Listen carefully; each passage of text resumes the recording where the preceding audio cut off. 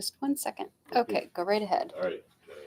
I'd like to start by going through and everybody giving their name, and I don't see any visitors, so we won't introduce any visitors.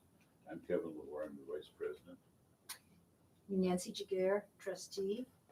Sarah McManus, trustee. Enno Limvier, trustee. Dave Mills, Cook County Commissioner. Amanda St. John, Library Director. Erica Turnus, librarian. Okay, we'll move on. Next item is to approve the consent agenda. That means approving the agenda for tonight's meeting, the meeting minutes from the February meeting, and the payment of bills. Is there any questions or observations on any of that? One question, I saw that in my absence last time we approved the, Strategic plan. but I didn't see that included anywhere. The plan itself. Or the Yeah. big- The plan itself. Oh. Is that on the city website, library website, or? Strategic plan adoption. The board moved to approve the strategic plan. Jaguar seconded and passed unanimously. Yeah. So where is the strategic plan is what he's asking. You want a copy of it in the minutes? Or as a trustee, so I can know what we're moving for. Okay. I don't know if anybody else has copies. We had the plan last month when we were, Would it be still on Google Drive then? Yep, Was it- absolutely. Was it changed was it approved without any changes? yes, Okay, then I'll just look at last month's. yeah, it'll be there. Okay. Okay, there. Do you want it added to the minutes? As part, like the main ideas as the, I think that would be. Okay. Good. Are For there public record. any other observations or additions? All right, a motion then to approve the consent agenda with the additions already spoken about the minutes. So move. Is there a second? Second. All those in favor say aye. Aye. Yes. I'm sorry, who Approved. seconded? I don't. 2 people did. I'll give you that one. Okay, thank you. All right. So then the next item is approve Minnesota Public Library Annual Report. This is what was sent out last month You're right. or last week, and I've got a copy right here. But here, I can look at it on my iPad. I can give a brief introduction while you go ahead and do that. The Minnesota Public Libraries across the state, obviously, are required by law, which is Minnesota statute section 134.13, to submit an annual report to the Minnesota Department of Education each year. It includes input and output measures that relate to facilities and services and programs, collections, staffing, hours of operation, income, and expenditures. And the statistical information is used by public libraries and policymakers to plan and implement services that meet the needs of our communities. That information is then taken from State Library Services, and it is shared to the Institute of Museum and Library Services for public libraries throughout the United States of America. The library director assembles the report with the information that we have from our statistics, and the library board of trustees must adopt the report as it's going to be submitted.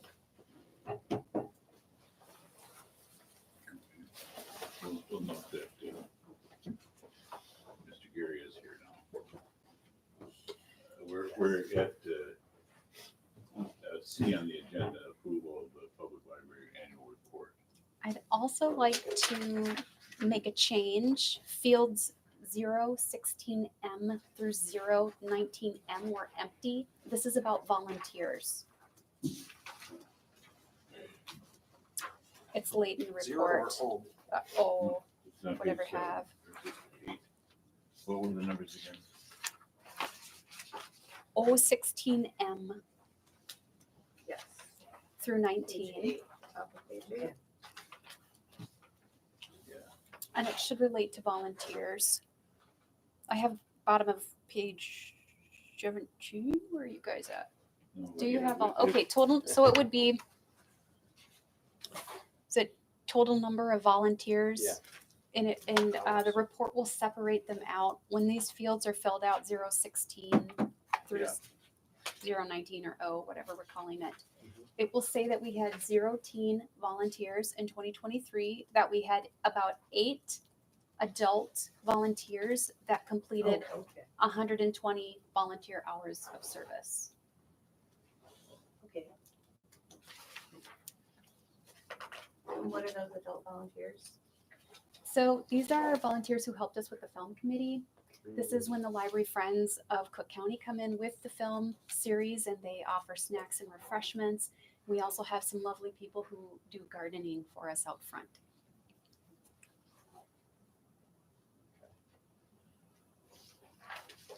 So that is the only addition or change. Yep. That's presented here. Yes, I did look over the report, it's quite complete. Yes. That's great. So from us, you just need an A-OK. We approve this as it stands. You have to vote With to the approve, addition. yep, Yeah. for sure. All right.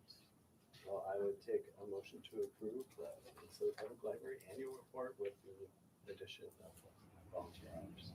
Second? Okay. Oh. You're moving, you're Oh. moving. She's moving. We'll need a seconder. I'll Oh, second. I thought you were moving. I will second. I said I would entertain. Oh, you would entertain, You okay, can't- you okay. can't What? move. Oh, can I, I'll move then, all right, whatever. A second. All right, a motion and a second. Any discussion? All right. All those in favor? Aye. Aye. On to Evermore. Thanks.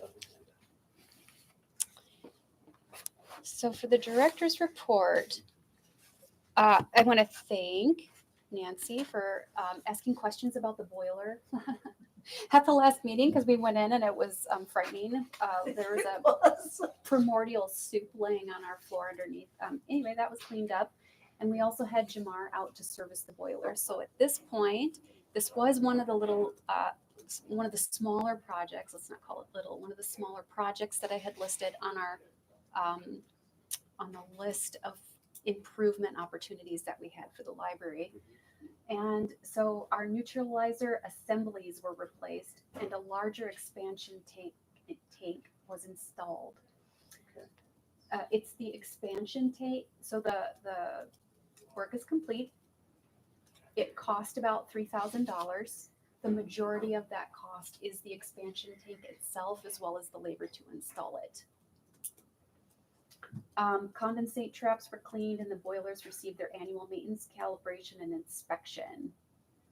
And so the individual who worked on our boilers was the same person who created the assessment that was passed out when I was talking about the projects that were possibilities for us. And he did not want to say how long they would last or what he would recommend for replacement. Okay.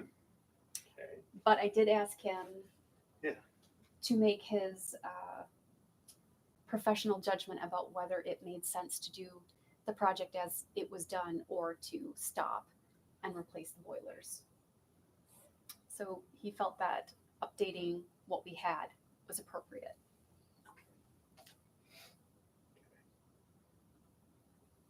Dave. What was the name of what was wrong?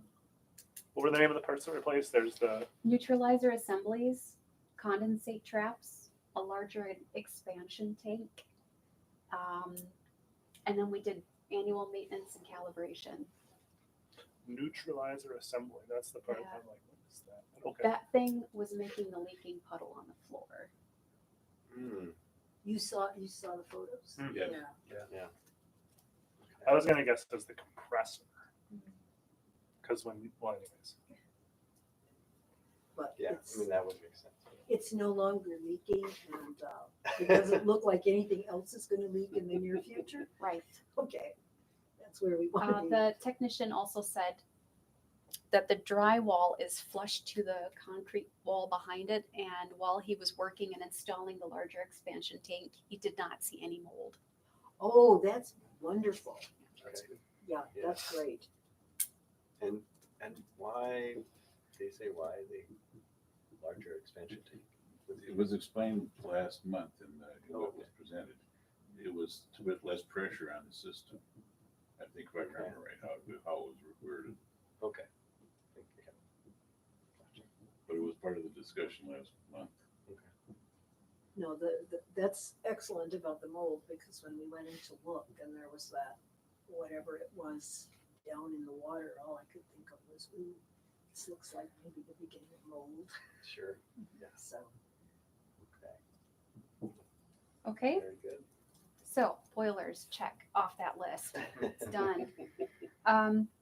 Hunt Electric came through and they installed some samples for us. You can see some behind you there. There is a cool white on the right, my right, and then next to it some yellow.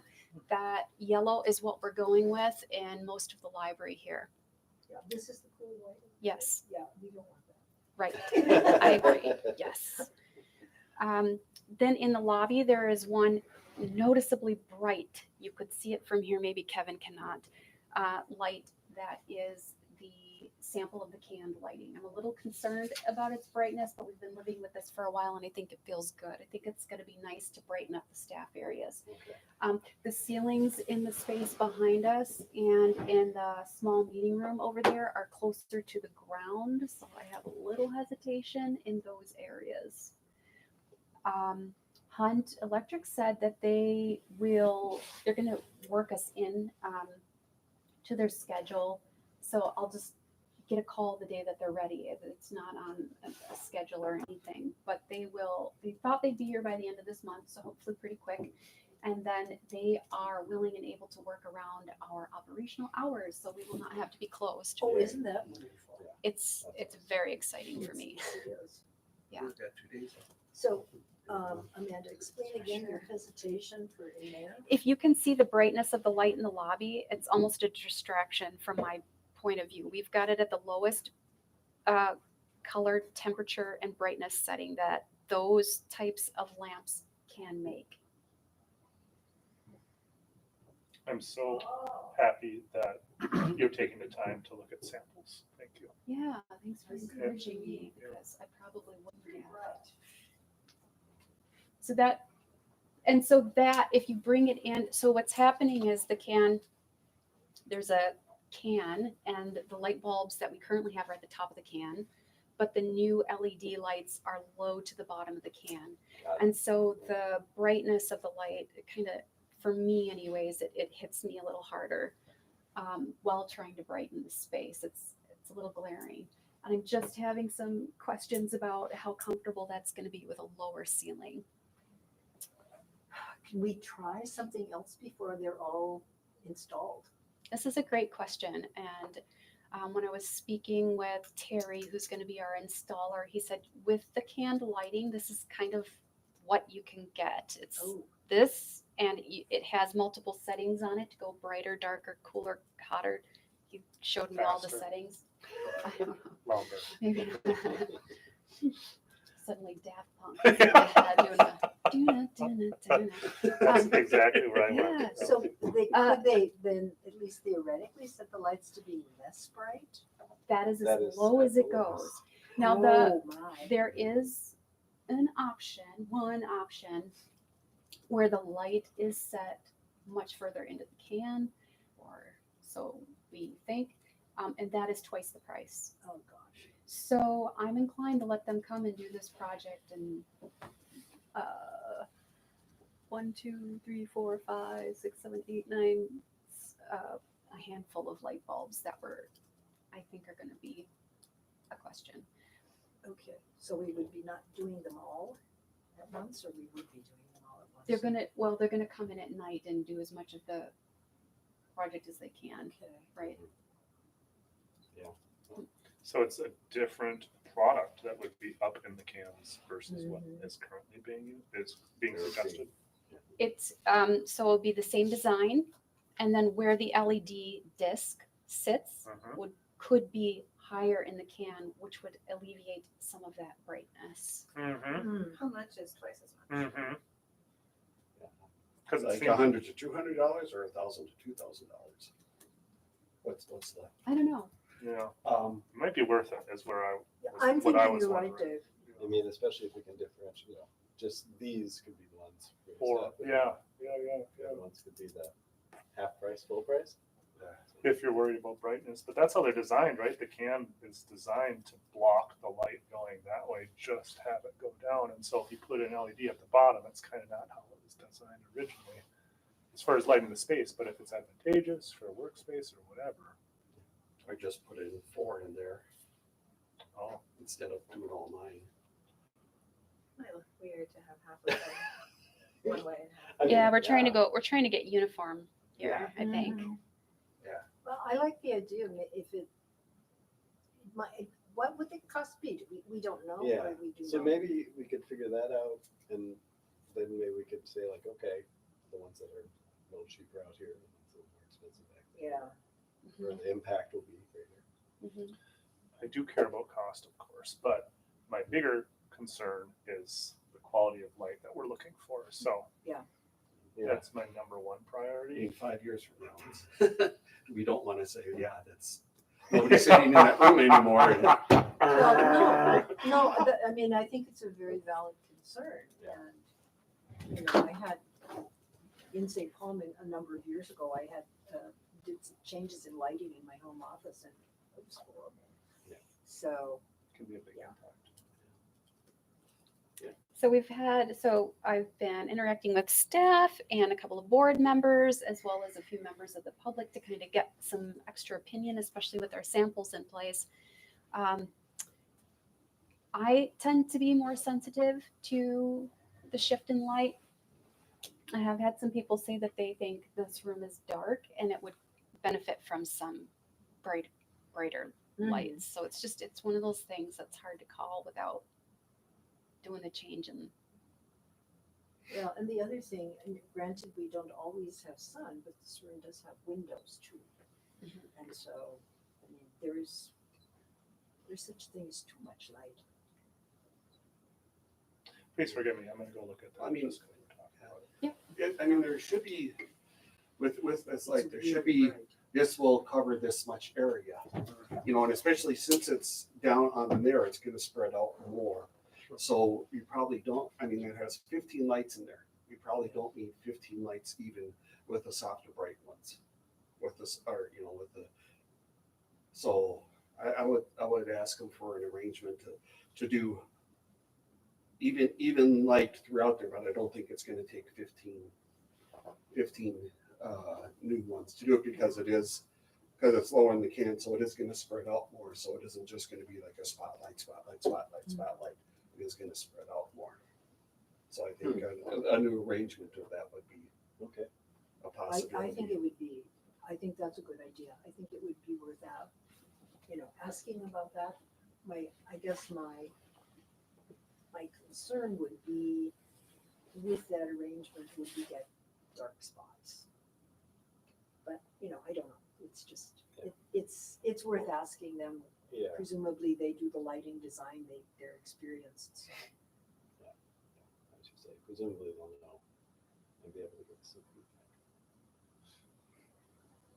After looking at it, I feel pretty strongly I should get the inset ones. Do you? Yeah, You mean it's for the very whole bright. place? It's I don't mind the Right here. brightness. It's just like as you approach it, it's in your eyes. Yes, You know, yes. that's the part. It's like, okay, that's not what we're looking for.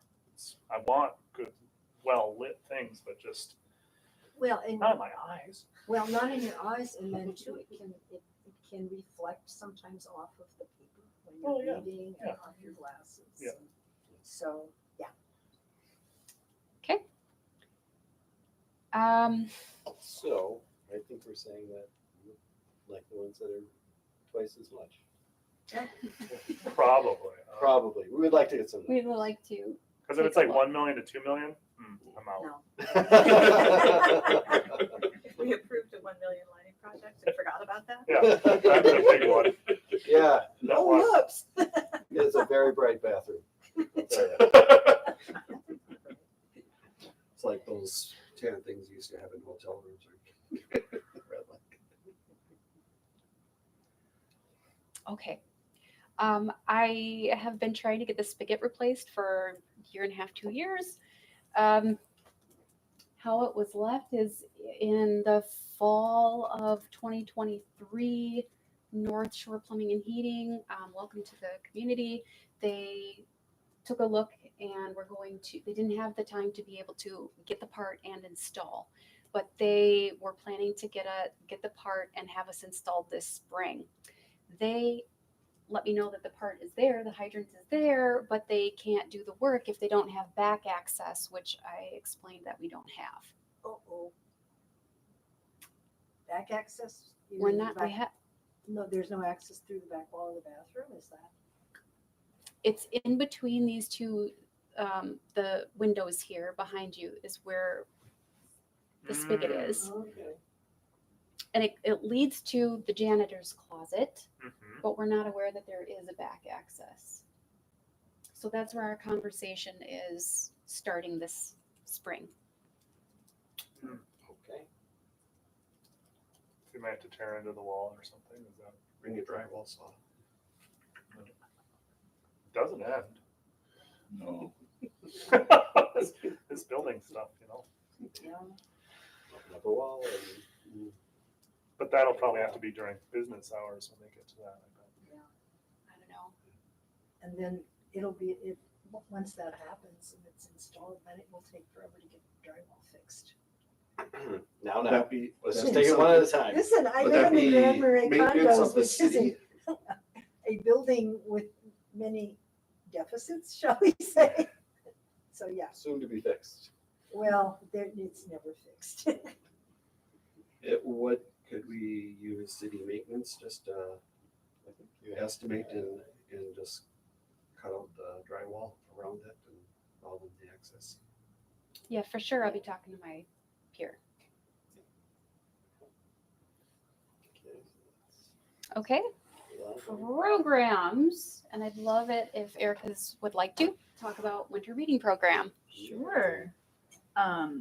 So you had your little paragraph in your packet. The winter reading program this time around was extremely popular. Yeah, we had, and we did get a few more participants with the extra weeks of drawings. So we're up to about 35 unique adult entrants and 60 kids. And between all of them, those 95 or so people have completed over 300 bingos. Yeah, yeah, we made it. This week That's we so crossed the 300 mark. And I've heard lots of fun comments. We had one person who had already won a grand prize and then came in to turn in more bingos. And we said, well, you know, you can only win one grand prize. And she said, oh, I know, I'm just here for the chocolate. There you go. And I've overheard several adults talk about their, you know, that they always read, but they were reading more this winter because of the program and the motivation of that, and lots of really nice comments from parents. I actually, my own daughter, who is a little bit of a reluctant reader most of the time, saw that bingo card and just went for it. We couldn't get her to go to bed. So yeah, it's been a really good program all around. I told Amanda that these are summer reading numbers. Wow. Yeah. That's great. So Congratulations, nice work. Yeah. Yes. and I have to thank Ryan Lang and also Evelyn Coffin. Ryan's my counterpart, and then Evelyn is one of our clerks. They did a whole lot of help with the publicity, and Evelyn picked out most of the adult prize bundles and made them cute. She's got a lot of like merchandising kind of skill. They were Um, very cute. I was yes. looking at them. Yeah.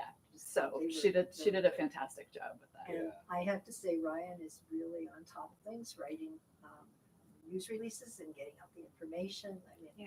it's just really great. It's exciting. Thank you. Thanks for Good acknowledging staff. their work.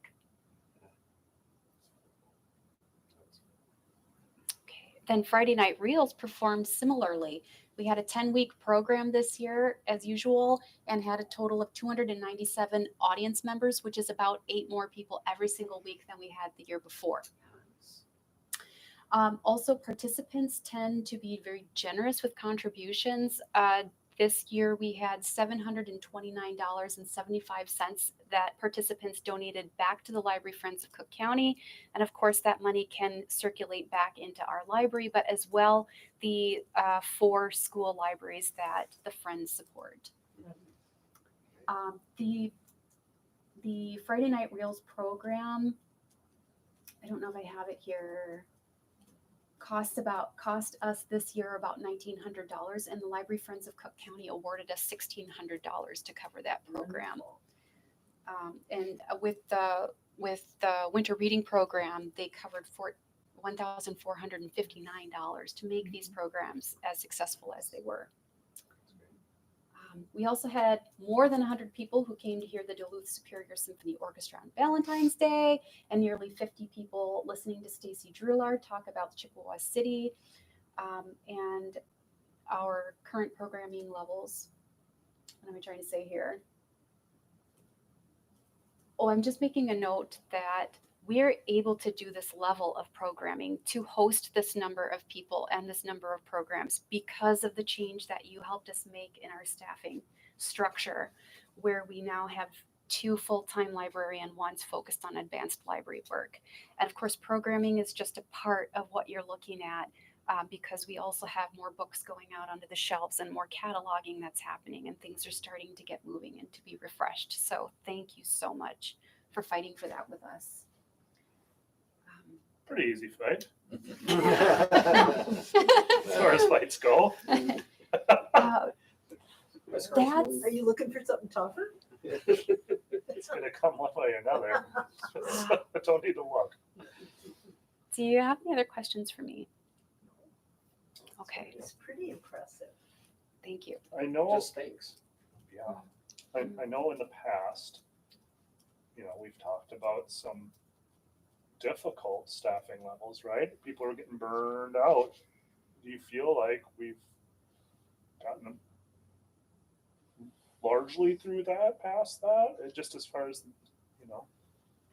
number of hours worked and just that balance or whatever? I think there's always going to be a work in progress of finding that healthy balance. Yeah. And I'm thinking of all of us are training in something right now. So I don't know, but it definitely feels healthier and stronger to me. Erica, how does it feel? Certainly healthier. I mean, I wouldn't have been able to do the winter reading program that we did if I were still a Department of One. That just would not, I would have been done.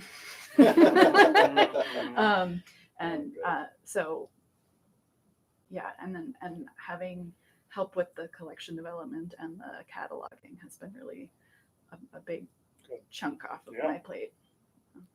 So it's kind of finding our happy balance of how much we can do and how much we maybe should be doing. But it's also part of the process of offloading and sharing and trying to figure out how the 3 of us can work together and play off of one another, and to find that balance, to be redundant. Yeah. And also working through the backlog of stuff. I was just asking because it seems like there's been huge improvements with that burnout factor because of the staffing levels. And I'm very grateful for the programming. It's awesome. But I was and still am truly concerned about staff and just you guys and, having too much to do or not enough support or whatever. So, but it seems like it's improving. But I'm an outsider, so.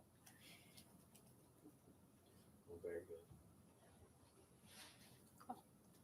So, are we ready to move on to the Rotundo? It's next on our agenda.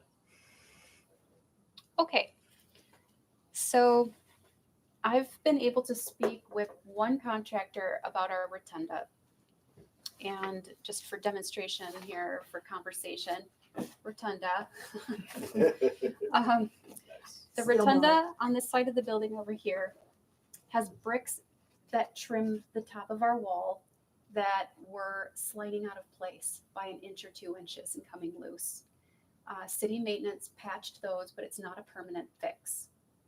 And so we've had our first contractor on site to give us an assessment of the problem and kind of describe our options for how we might move forward. One of those, well, let's just describe some of the other. So the ground has cracking in it from the earth settling around our building.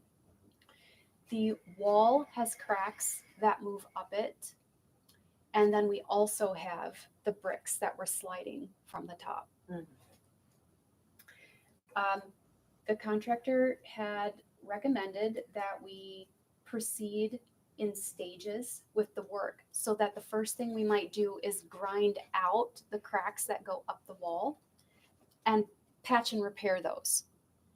And then think about which solution we would like to do the rest to solve the rest of the wall. He was concerned that there's air leaking through there and that we can actually preserve the original stonework on that wall if we do this work first.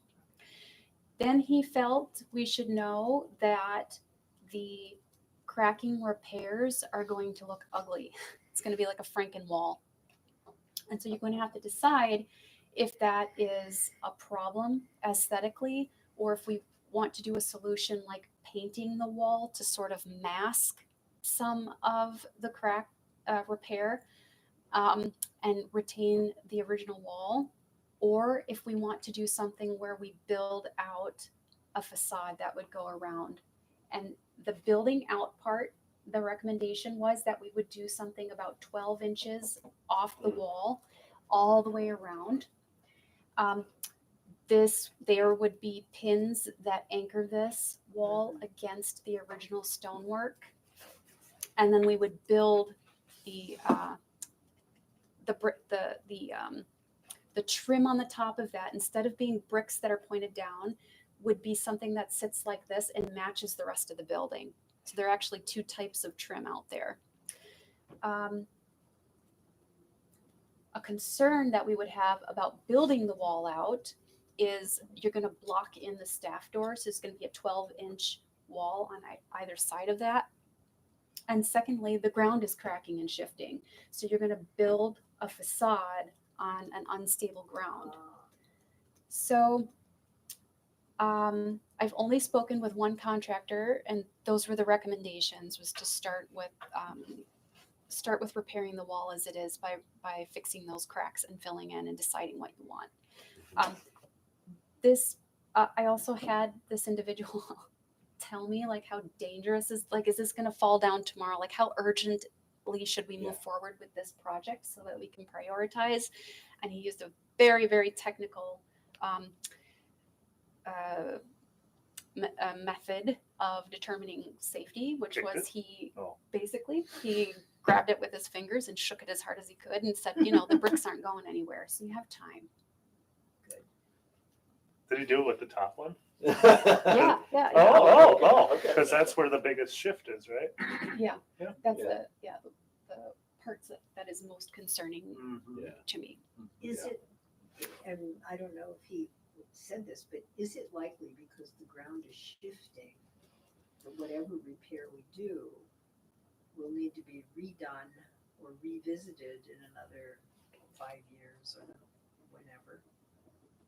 In which case it might be best to do the simplest, although safe repair, and maybe paint the Franken wall so it doesn't look too terrible, because I can just envisage, doing the wall around it and getting that all nice, and then the ground shifts again, and then are we going to put another wall why is around it, or ground what are we going to do? Isn't that's sort of odd in Grand Marais, isn't it, to have ground shifting like that? Because most of it's built close to the bedrock and it's pretty solid. I mean, it has settled.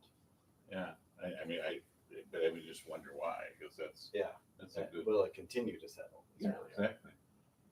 And you wouldn't think it would have that much further to go. Because really, we can see stone is right out there.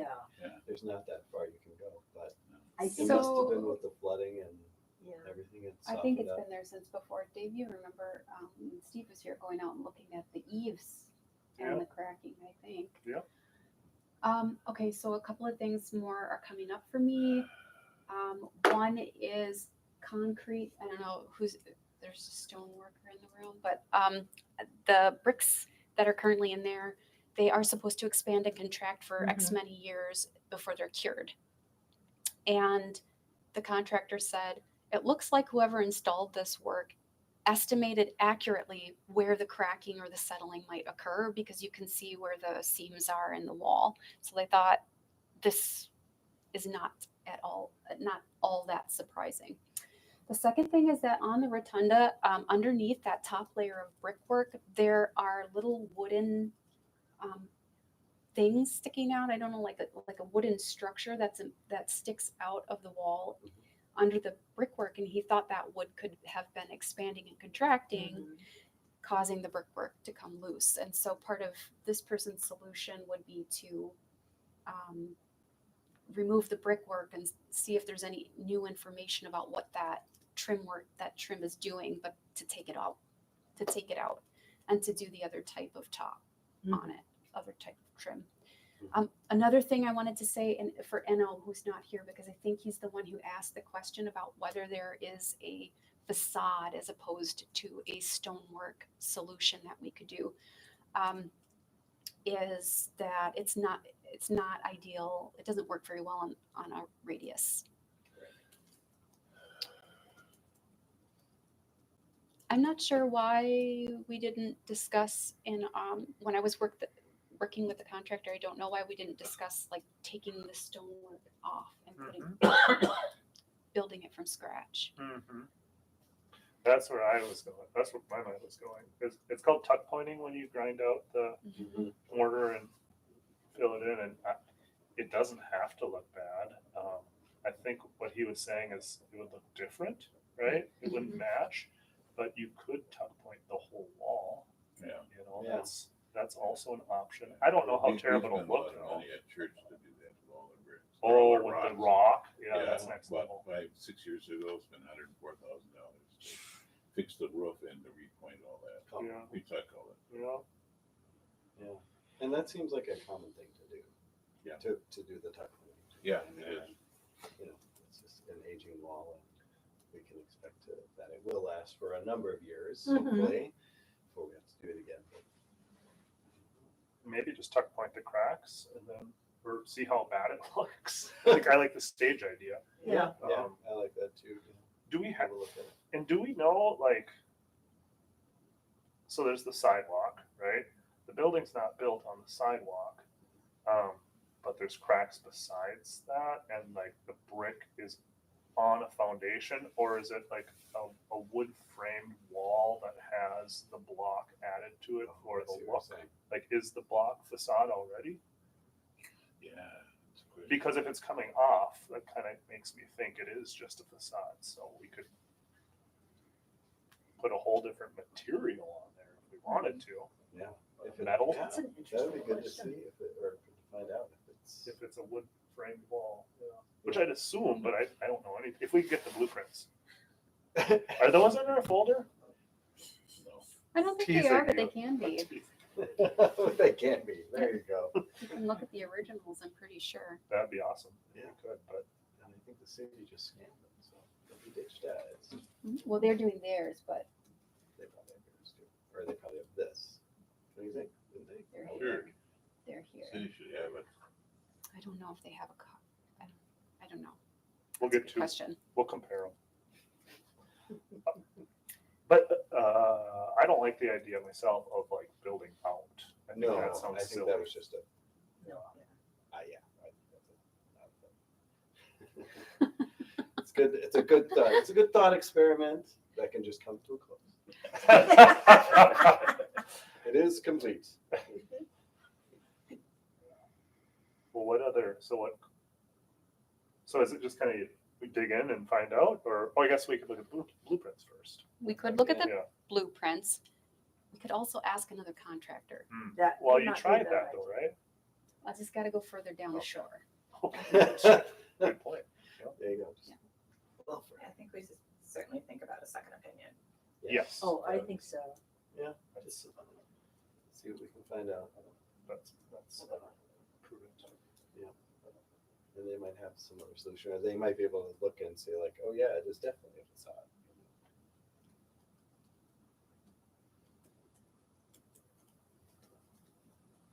Cool.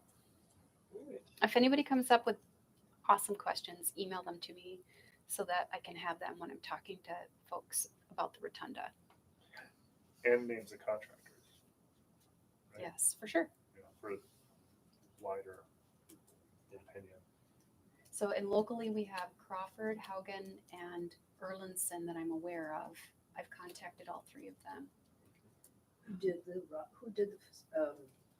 the tuck pointing at church? I'd have to look it up. There is a guy named Eric Mosier, and his company, I think, is Solid Rock Masonry, and he does masonry heaters, and I think he does all kinds of masonry. So, might be worth asking, but I think he's in Two Harbors maybe, but he's probably plenty busy. But he comes up the shore. I think he was working on when they redid the Cascade rocks there along the highway, like the CCC ones. Mhm. I think he was part of that operation. I don't know that he was running it necessarily, but he was. I thought I saw his truck there. And I'll just keep. I feel like there's some. Is Skadberg out of business, or are they? No. Lloyd's back, but he's not working much anymore. I don't think. Yeah, I'll just keep thinking.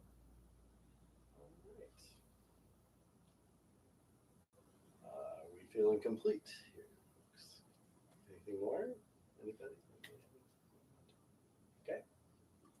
Then we are adjourned. Thank you. It's pretty fast. As fast as last month. Not as fast. No, it was a race.